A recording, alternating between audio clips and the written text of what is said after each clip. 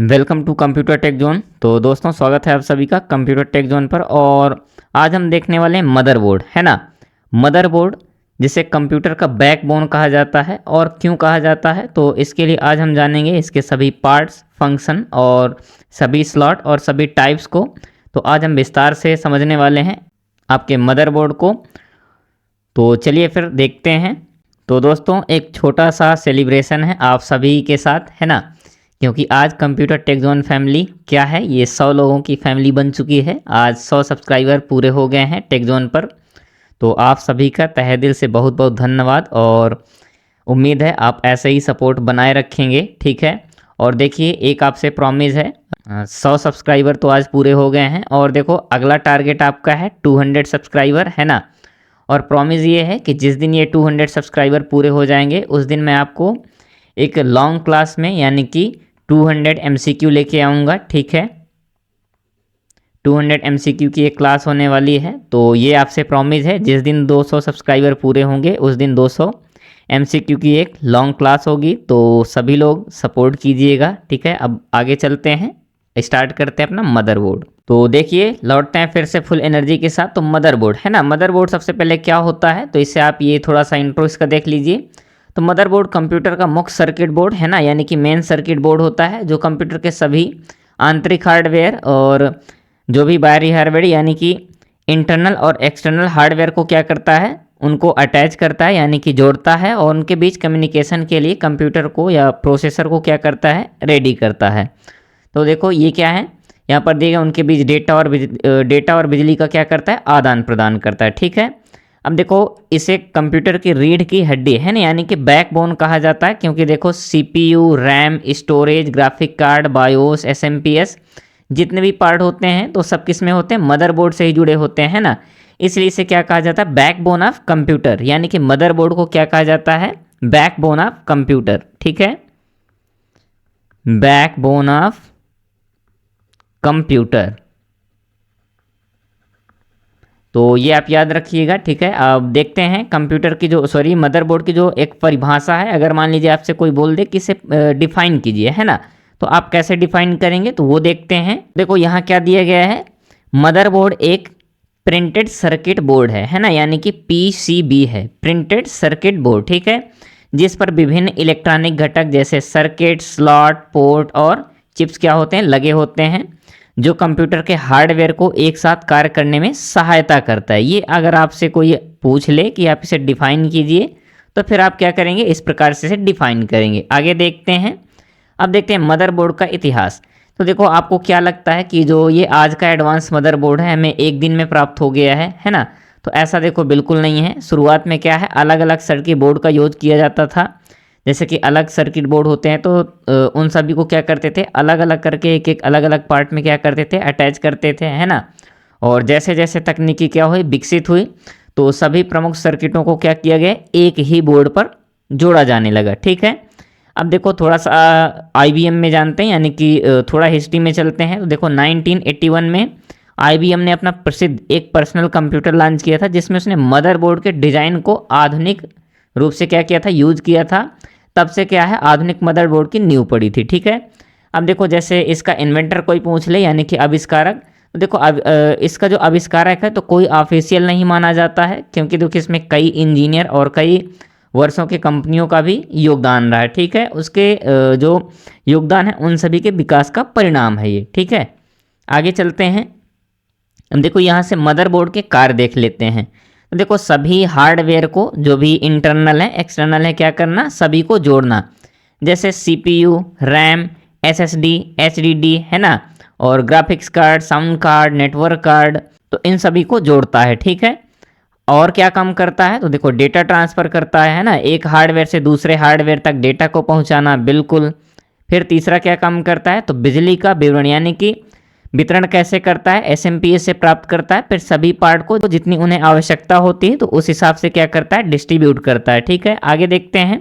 System नियंत्रण, बिल्कुल, जो बायोस होता है आपका क्या करता है, कंप्यूटर को पूरी तरह से स्टार्टअप करने के लिए क्या करता है, नियंत्रित करता है ना, जो आपका बायोस होता है। अब देखो बायोस का पूरा नाम क्या होता है, तो बेसिक इनपुट आउटपुट सिस्टम, ठीक है। ये क्या करता है, ये आपके कंप्यूटर को यानी कि मदरबोर्ड में जो बायोस चिप लगी रहती है तो आपके कंप्यूटर सेटअप को स्टार्टअप करने को क्या करता है, नियंत्रित करता है। ठीक है, आगे देखते हैं। तो आप देख सकते हैं ये सभी स्लॉट हैं, हालांकि आगे हम देखने वाले हैं, अभी कोई ज़रूरत नहीं है, आप परेशान ना होइए, लेकिन देख सकते हैं रैम स्लॉट हो गया, पावर कनेक्टर हो गया, सीपीयू स्लॉट है ना, कैपेसिटर स्लॉट, और देखो साउथ ब्रिज, नॉर्थ ब्रिज, ये कॉन्सेप्ट काफ़ी पुराने मदरबोर्ड में यूज़ किया जाता था। ठीक है, USB port, PCI board, AGP slot. ठीक है, आगे देखते हैं। अब देखो स्ट्रक्चर ऑफ मदरबोर्ड है ना, स्ट्रक्चर में देखते हैं तो सबसे पहले सीपीयू सॉकेट, ये वह स्थान है जहाँ पर क्या है, प्रोसेसर आपका लगाया जाता है। मैंने एक प्रोसेसर की शॉर्ट वीडियो रिकॉर्ड की है जिसमें कि क्या करते हैं, मदरबोर्ड में प्रोसेसर को अटैच करना मैंने सिखाया है। ठीक है, तो आप उसे क्या कर सकते हैं, देख सकते हैं, तो आपको ये क्लियर हो जाएगा। ओके, आगे देखते हैं अब इसके कार्य, हालांकि कार्य हम आगे चल के डिटेल में पढ़ने वाले हैं। अब देखते हैं पहले थोड़ा सा स्ट्रक्चर में। देखो ये क्या होता है, ये होती है आपकी लोड प्लेट है ना, ये होती है आपकी लोड प्लेट, और ये क्या होता है, लोड लीवर होता है, ये है ना, ये लोड लीवर या लोड लीवर जो भी बोलते हैं। ठीक है, और यहाँ पर क्या होता है, आपका सॉकेट रखा होता है, यानी कि आपका जो सीपीयू होता है यहाँ पर फिट होता है। ठीक है, ये क्या होती है, ये पूरी आपकी सॉकेट की बॉडी होती है। आगे देखते हैं। अब देखो ये इस प्रकार से क्या किया जाता है, जो आपका सीपीयू होता है इस प्रकार से यहाँ पर फिट किया जाता है, फिर जो लीवर रॉड होता है या लीवर होता है तो इसे क्या करते हैं, प्रेस करके ऐसे पुश कर देते हैं तो ये फिट हो जाता है यहाँ पर। ठीक है, आगे देखते हैं। हाँ, अब देखो यहाँ स्ट्रक्चर में थोड़ा सा और देख लेते हैं। तो ये है आपका हीट सिंक और एजीपी स्लॉट है ना, साउथ ब्रिज हो गया ये, और पीसीआई स्लॉट्स हो गए 5 हैं है ना। यहाँ पर आपकी रहती है सीमोस बैटरी, जो कि क्या करती है, आपके बायोस की सेटिंग को सेव करके रखती है और आपके डेट और टाइम को सेफ रखती है। ठीक है, अब यहाँ देख सकते हैं आपके आईडियो कार्ड हैं है ना, HDMI और USB पोर्ट हो गए जो भी हैं, और ये है PS/2 कनेक्टर, जैसे कि कीबोर्ड माउस पहले इसमें यूज होता था, लेकिन अब तो सभी USB आ गए हैं। ठीक है, फिर देखो यहाँ पर ये आपका CPU सॉकेट हो गया, ये यहाँ पर CPU फैन होता है। ठीक है, और इसके बाद देख सकते हैं आप यहाँ पर 24 पिन ATX कनेक्टर, ये आपका यहाँ पर। ठीक है, यहाँ पर रैम के लिए स्लॉट दिए गए हैं ना। ठीक है, आगे देखते हैं। फिर से वही है, आप स्ट्रक्चर को देख लीजिएगा एक बार। ठीक है, नेक्स्ट अब देखते हैं चिपसेट है ना। चिपसेट क्या है, तो चिपसेट मदरबोर्ड का ट्रैफिक मैनेजर होता है। देखो इंपॉर्टेंट पॉइंट है, आप इसे याद रखिएगा। चिपसेट क्या होता है, तो मदरबोर्ड का ट्रैफिक मैनेजर होता है। ठीक है, आगे देखते हैं इसके कार्य क्या होते हैं चिपसेट के। तो सीपीयू और अन्य हार्डवेयर के बीच क्या करता है, कम्युनिकेशन को नियंत्रित करता है। ठीक है, पुराने प्रकार थे, यानी कि जो मदरबोर्ड पुराने टाइप के थे, यानी ओल्ड वर्जन में क्या साउथ और नॉर्थ ब्रिज का यूज किया जाता था, लेकिन जो आधुनिक प्रकार के क्या हैं आपके मदरबोर्ड हैं तो सिंगल चिपसेट डिजाइन पे आ रहे हैं। ठीक है, आगे चलते हैं। अब देखो यहाँ से पार्ट्स ऑफ मदरबोर्ड एक बार फिर से आप देख सकते हैं। पीसीआई स्लॉट जिसे बोलते हैं एक्सपेंशन स्लॉट, ठीक है, फ्लॉपी डिस्क कनेक्टर, और यहाँ पर ये आपकी लगी सीमोस बैटरी, फिर है एजीपी स्लॉट, और यहाँ से ये जब जितने भी कनेक्टर होते हैं जैसे PS/2, HDMI, और यहाँ पर BGA भी होता है। ठीक है, BGA यानी कि वीडियो ग्राफिक्स एरे, और ये हैं आपके USB पोर्ट, HDMI। ठीक है, ये आपके क्या हो गए, ये सभी पोर्ट हो गए। ईथरनेट पोर्ट यानी कि जो आपके इंटरनेट के लिए यूज़ किया जाता है। ठीक है, और ये आपके हो गए आईडियो पोर्ट।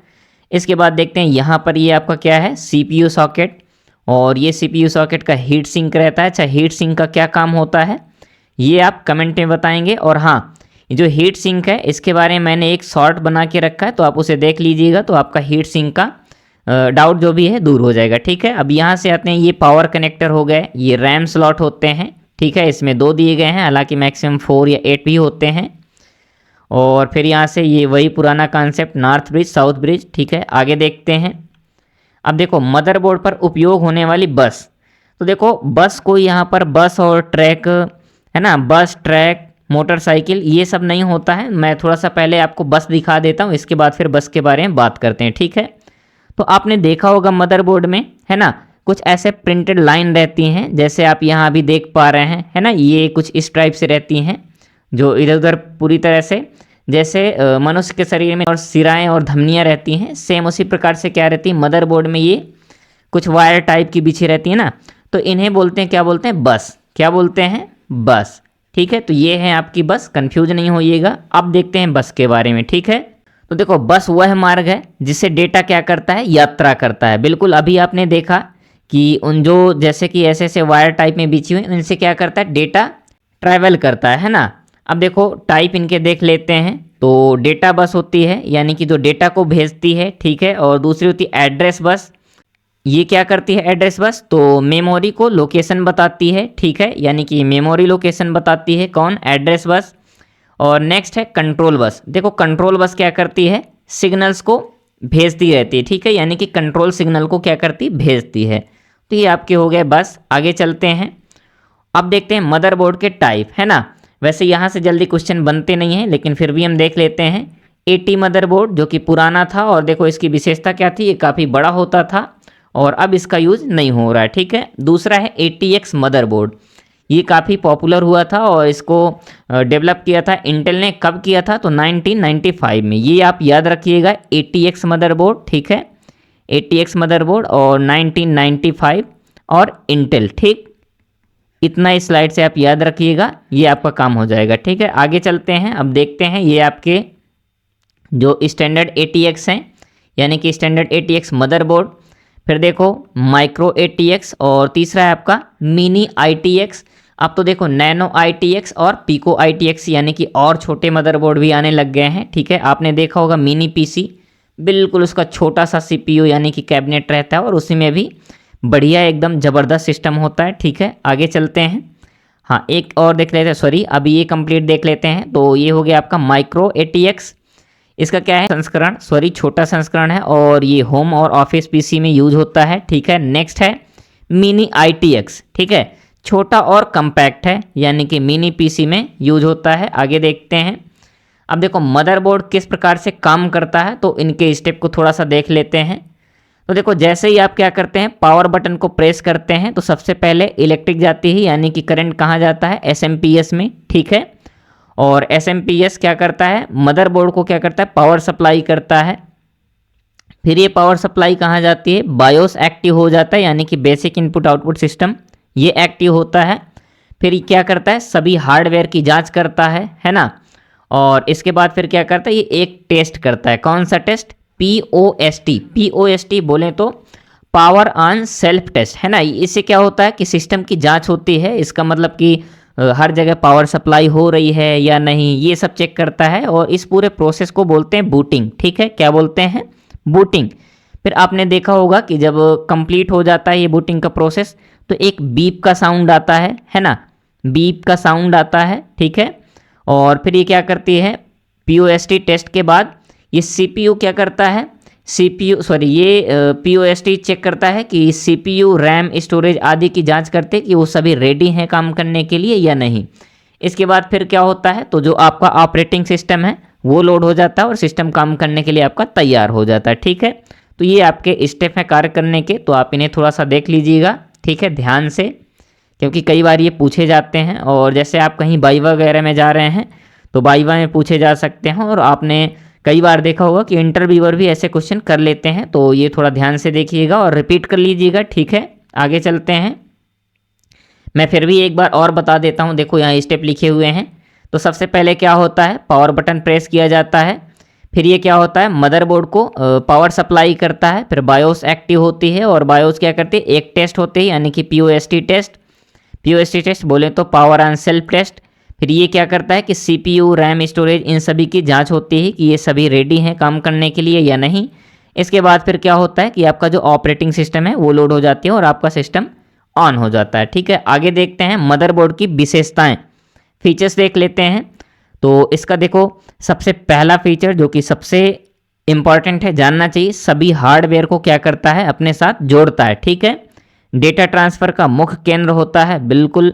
बिजली वितरण का कार्य करता है, बिल्कुल ये भी सही है। आगे देखते हैं, सिस्टम स्टार्टअप नियंत्रित करता है, बिल्कुल। देखो सिस्टम स्टार्टअप नियंत्रित करने का मतलब क्या है कि अपने हिसाब से, यानी कि जिस पार्ट को जितनी पावर की सप्लाई है, जैसे कहीं 5 वोल्ट है ना, कहीं 2.5, तो इस प्रकार से क्या करता है, पावर सप्लाई मैनेज करता है, ठीक है। आगे देखते हैं, और सबसे जो काफ़ी इम्पॉर्टेंट है, सिस्टम अपग्रेड करने की सुविधा देता है। बोले तो सिस्टम अपग्रेड यानी कि जैसे मान लीजिए पहले जब आपने पीसी लिया था तो आपके पास 2 GB रैम थी, है ना, कितनी 2 GB।